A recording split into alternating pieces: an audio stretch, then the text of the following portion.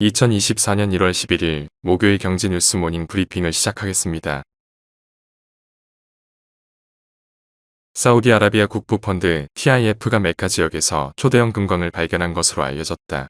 10일 더구르에 따르면 새로운 금광이 발견된 곳은 메카 지역인 만수라, 마사라 금광에서 남쪽으로 100km가량 떨어진 곳으로 알려졌다.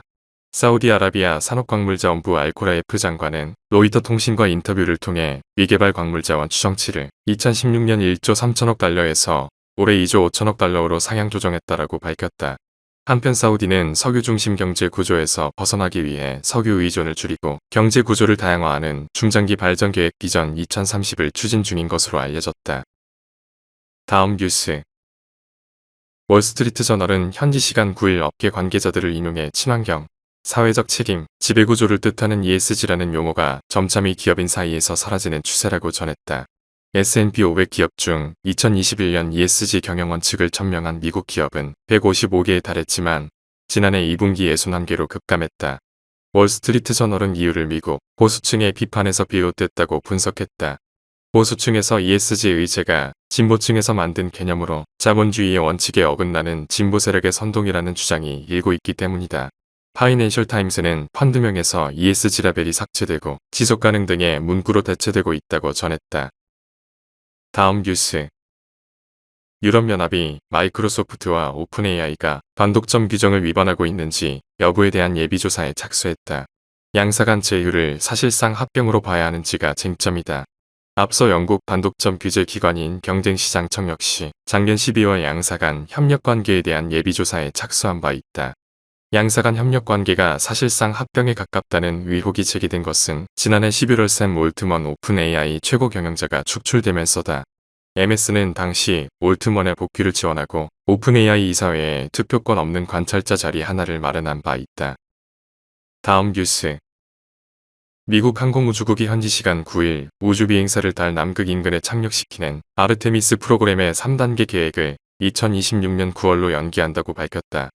유인 탐사선으로 달 궤도를 도는 2단계 계획은 내년 9월로 미뤄졌다. 당초 나사는 올해 11월 우주비행사 4명을 태운 탐사선을 달 궤도에 보내는 아르테미스2를 추진하고 내년에는 이들을 달에 착륙시키는 아르테미스3 임무에 들어갈 계획이었다. 달 착륙선으로 이용돼 스페이스X의 우주선 스타쉽 개발이 지연되고 있다는 점이 일정이 연기된 배경으로 꼽힌다.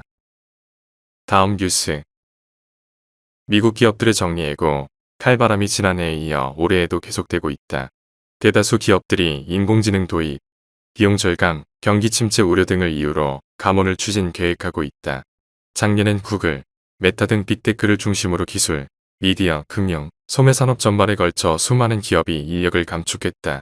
시장조사 업체 글래스도어는 2023년 대량 해고로 직원 만족도와 참여도가 떨어지고 중간 관리자에 대한 압력이 증가하고 있으며 이러한 상황은 2024년까지 지속될 것이라고 짚었다.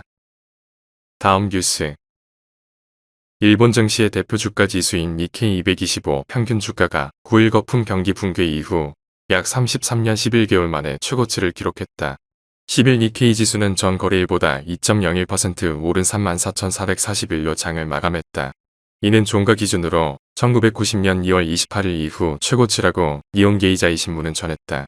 미국 증시에서 기술주가 강세를 보였고 외환시장에선 엔화 약세가 우위를 나타낸 가운데 일본 주식에 대한 매수세가 강해진 것으로 풀이된다.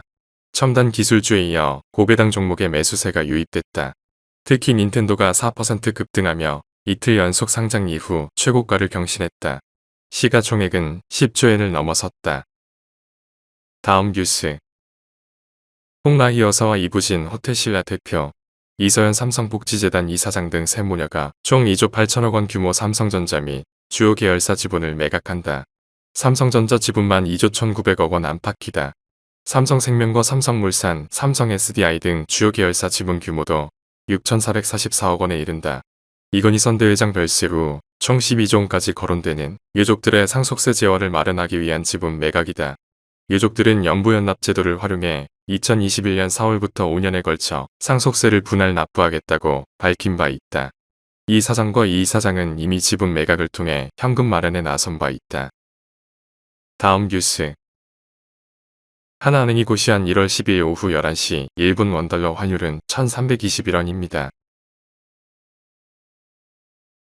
시청해주셔서 감사합니다. 더 좋은 영상을 위해 구독, 좋아요 부탁드립니다.